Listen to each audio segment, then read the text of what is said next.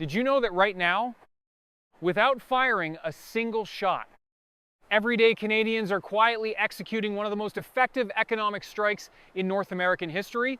You probably won't hear much about this on the nightly news. But the market share of American-made passenger vehicles in Canada has just plummeted to an all-time historic low. We are talking about dropping down to roughly 36%. Canadians across the country are simply saying no to automobiles built in the United States. And the American auto industry is starting to take a massive hit because of it. Why is this happening? And more importantly, why is this the absolute most crucial step we can take as citizens right now for the survival of our own country's economy? I am going to start this video by giving you some hard facts that every Canadian needs to understand. We have a massive, highly skilled automotive manufacturing sector right here in our own backyard. Think about the Toyota RAV4, proudly built in Cambridge and Woodstock, Ontario. Think about the Lexus RX and the Lexus NX, also rolling out of Cambridge. Look at the Honda Civic and the Honda CR-V coming out of Alliston. Go down to Oshawa, and you will see the Chevrolet Silverado 1500 and the GMC Sierra 1500 being assembled by Canadian hands. Look at the Chevrolet Bright Drop in Ingersoll, or the Chrysler Pacifica, the Voyager, the Grand Caravan, and the Dodge Charger Daytona coming right out of Windsor, Ontario. These aren't just pieces of metal on four wheels. These are paychecks for Canadian families. These are mortgages being paid. These are local communities thriving. But how do you know for sure if the car sitting on the dealer lot is truly supporting your neighbors? It is actually incredibly simple. Walk up to the windshield and look at the VIN number. If that vehicle identification number starts with a 1, a 4, or a 5, that vehicle was manufactured in the United States. If it starts with a 3, it was made in Mexico. But if that VIN starts with a 2, it was manufactured right here in Canada. That number 2 is your absolute guarantee that your hard-earned dollars are staying in the Canadian economy. So why are we talking about this today? Why does a little number on a dashboard matter so much right at this exact moment? Because, my friends, one of the foundational industries of our nation is currently under direct economic attack by the United States, following recent heavy-handed auto and steel tariff disputes. The message from south of the border is completely clear. They want to squeeze our manufacturing sector dry. But here is the secret weapon we hold, a fact that many Canadians might not fully realize. Canada is a net importer of vehicles. We buy a whole lot more vehicles from other countries than we sell to them. And while that might sound like a weakness at first glance, it is actually our greatest hidden strength. It means we have an enormous, untapped potential to save and boost our own industry simply by changing where we decide to spend our money. We have already started doing this in other sectors, and the results have been nothing short of spectacular. Think about the quiet boycott we waged on US wine and spirits. When we felt the squeeze, we stopped buying American liquor. Instead, we bought wine from our own regions, spirits from our own provinces, and supported local craft brewers. The strategy was simple: buy Canadian. And because we did that, our domestic wine and spirit industry just recorded one of its best years in history last year. Think about our tourism industry. When things got tense politically, Canadians asked themselves, why spend thousands on a vacation in the United States when we have the most beautiful country on earth right here? We stayed home. We explored our own provinces. The US tourism industry lost out. And Canada's tourism sector had its most spectacular year ever. Those trends are continuing right now. And now, it is time to bring that exact same winning strategy to our driveways. The great Canadian boycott of US automobiles has officially begun.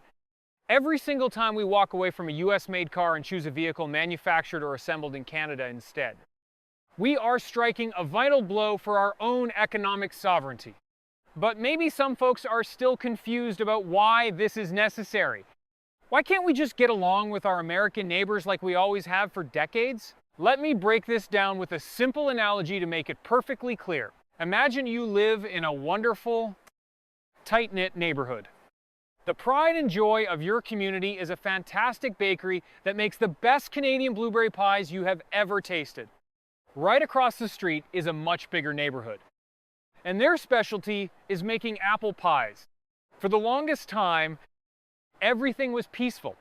The nice folks from across the street would walk over and buy our blueberry pies, and we would happily stroll over there to buy their apple pies.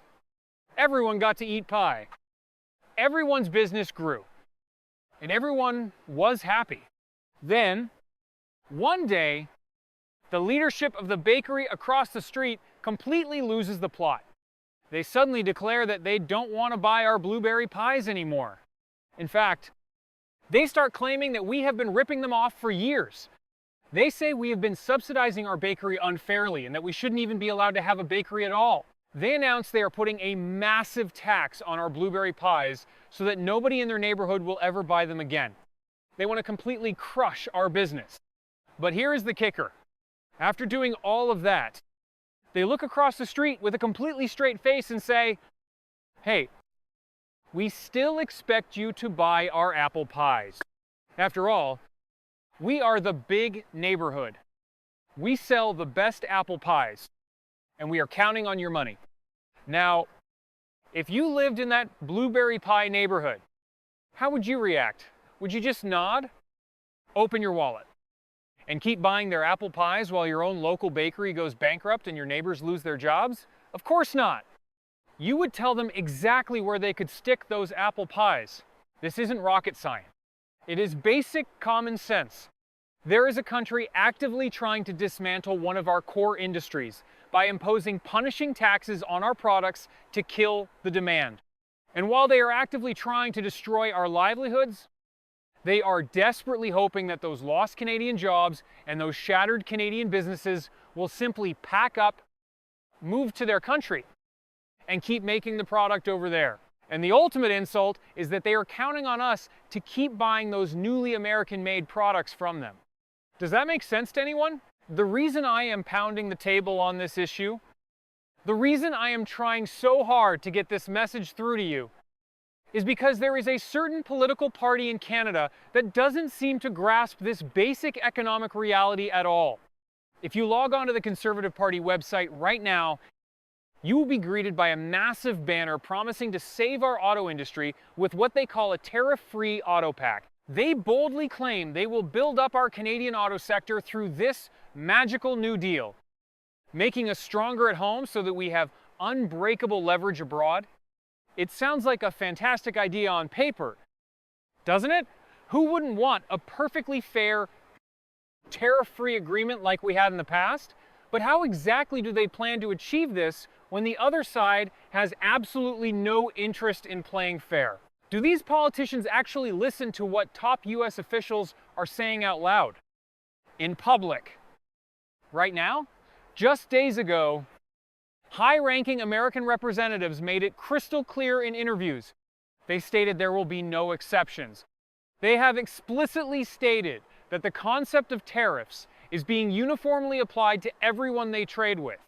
They view Canada's trade policies as significant challenges, not just minor irritants.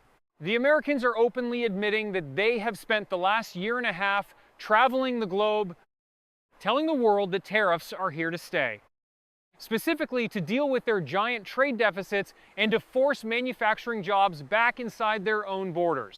They even pointed out that Canada, much like China, had the nerve to retaliate against the United States.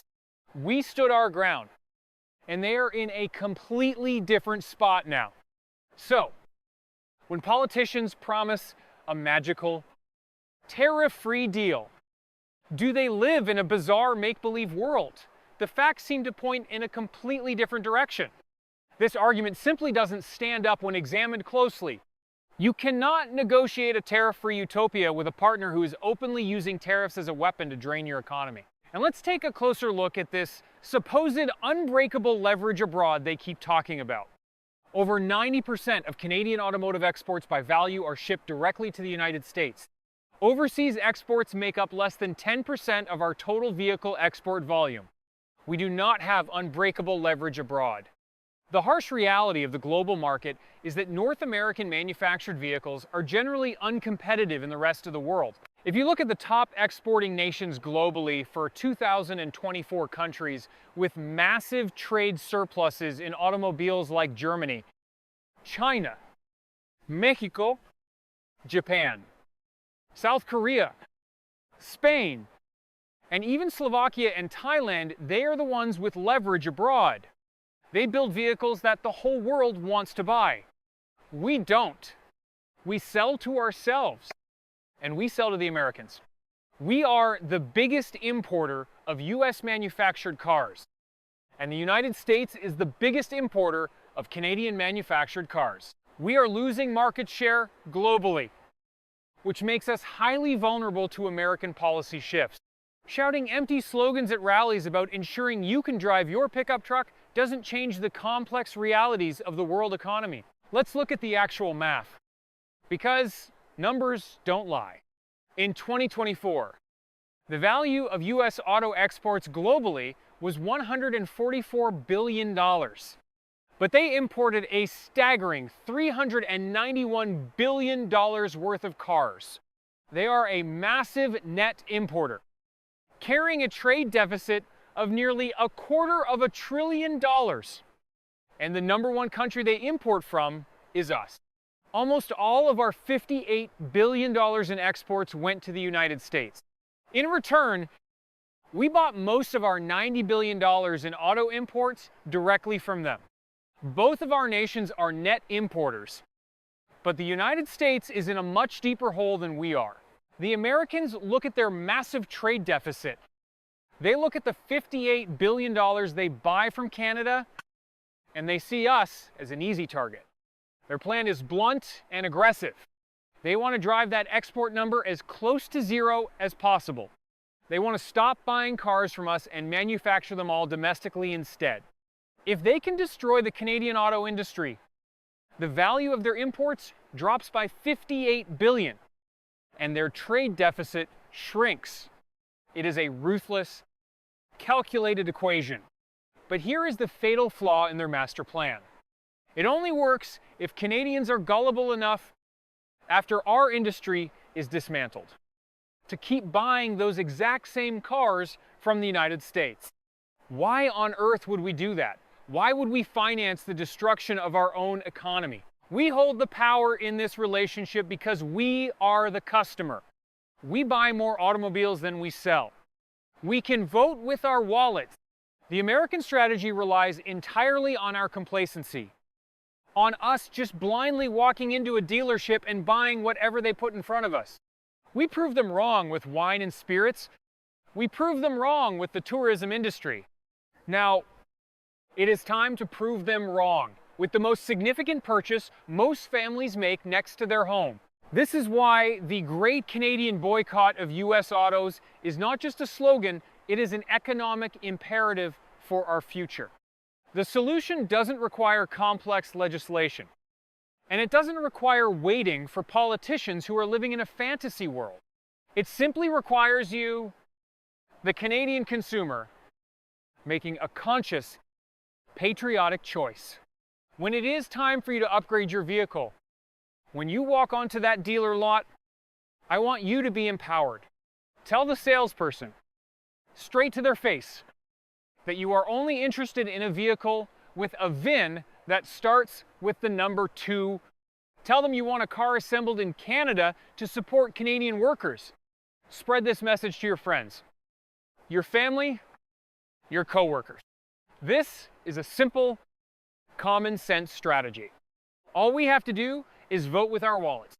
If we buy products manufactured in Canada, we support the Canadian economy. We protect our jobs. And we secure our future sovereignty against a neighbor that is increasingly hostile to our success. It will work, but only if we stand together and act. I want to give a quick shout out to James. who recently posted a beautiful picture in our I Choose Canada group of a late May drive along a municipal road near Iroquois Falls in Northeast Ontario. That is the stunning country we are fighting for. That is the beauty and the community we need to protect for our children and grandchildren. If you enjoyed this analysis, remember to subscribe to the channel. Share the video with other Canadians. And let me know your thoughts in the comments. Thanks for watching, and see you in the next video.